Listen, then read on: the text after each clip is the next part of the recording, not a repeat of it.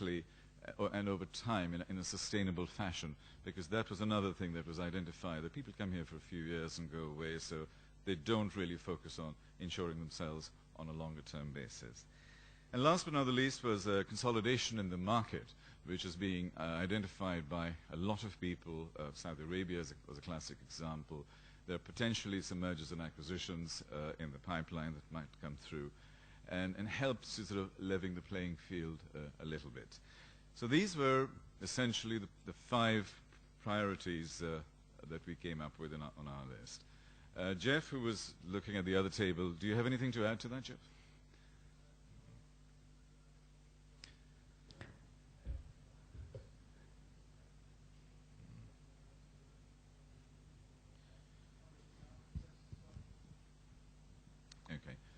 Okay. Any thoughts, any comments? And I know there are a lot of any other insurance comments? professionals that have been saying controversial things, but I like to be irreverent. No questions. Great. Thank you very much. Thank you, Tarek, for an excellent presentation. Thank you. Thank you all again. It's food for thought for all of us, I'm sure, and topics which affect all of us every day.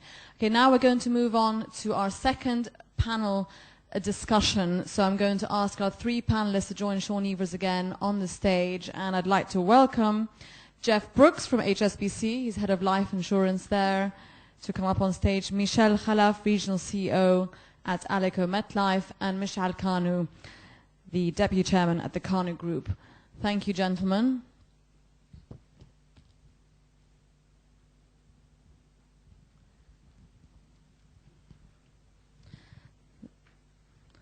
The second panel is going to be on the subject of retirement and who's covering me. I'm sure we all sooner or later have to consider that question, and we look forward to seeing what the gentlemen have to say.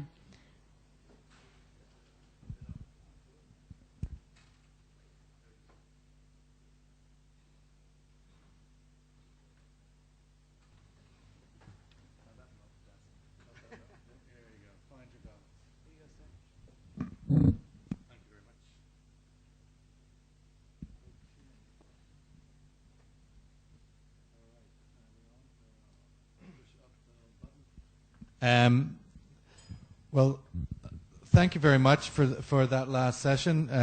Lots of food for thought and for taking away. And we're now on the final panel discussion, which I suppose for final and the subject being retirement, it's probably a suitable topic to have.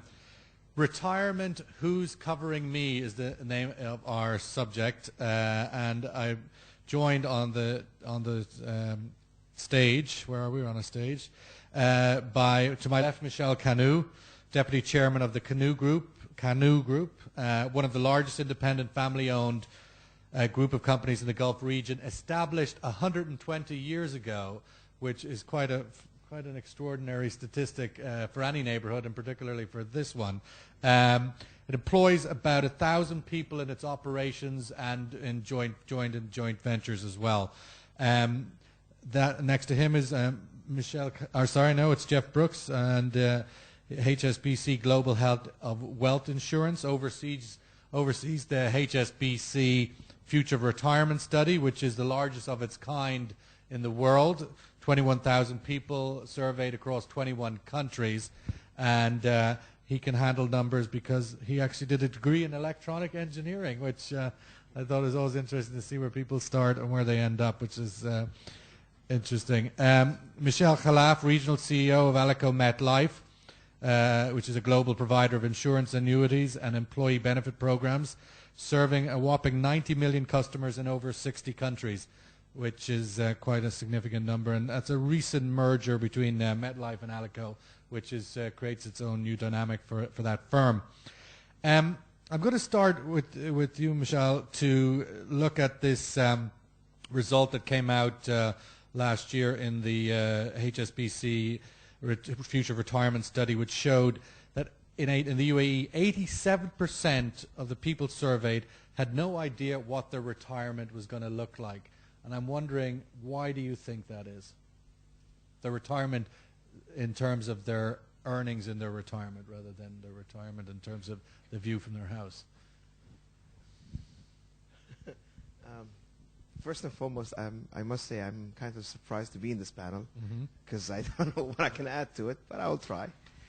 I think you bring a sense of, certainly as the owner of a very big company, you've got people in that space, and from a local perspective, I think retirement as a cultural, preparing for retirement in that sense. Can I give you I'm just sorry, I'm going to digress from the question. Just 2 seconds.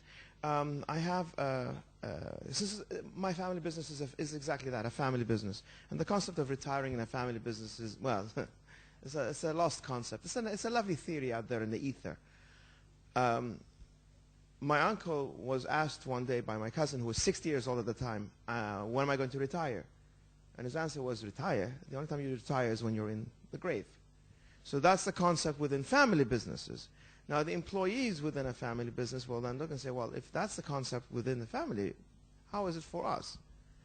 I think a lot of people don't think about retirement per se for several reasons in this part of the world. One of them being, again, this is a migratory, I don't know if that's the right word. Transient? Thank you. A transient population. So subsequently, a lot of them are coming in as young, ambitious people coming here, hopefully sit for a period of time and then go back wherever they're going to go or move on to another part of the world.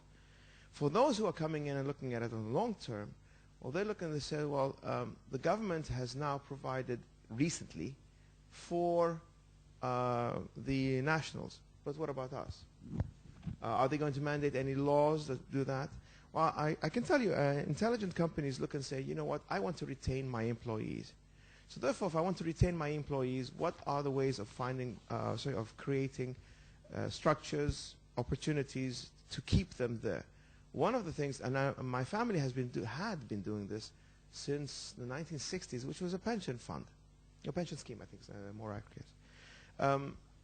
I think you'll find successful, at least as far as family businesses are concerned, you will find successful family businesses saying, we want to find a pension scheme that keeps our employee within our organization for the longest time.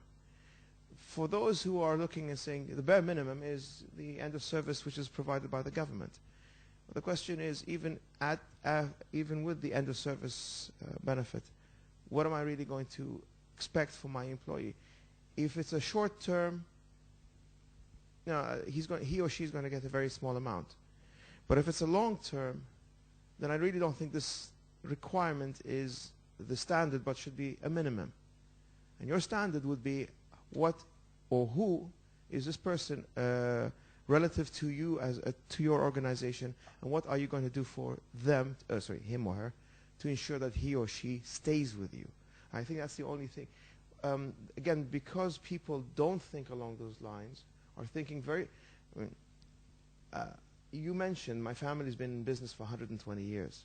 And by any stretch of the imagination, as far as a business is concerned, is a long time. Most businesses here, if you look at the average age, with very few exceptions, as in family businesses, if you see them past 20 years or 25 years, I'd be amazed. So when you have that as a mentality, and that's your long term, what do you expect?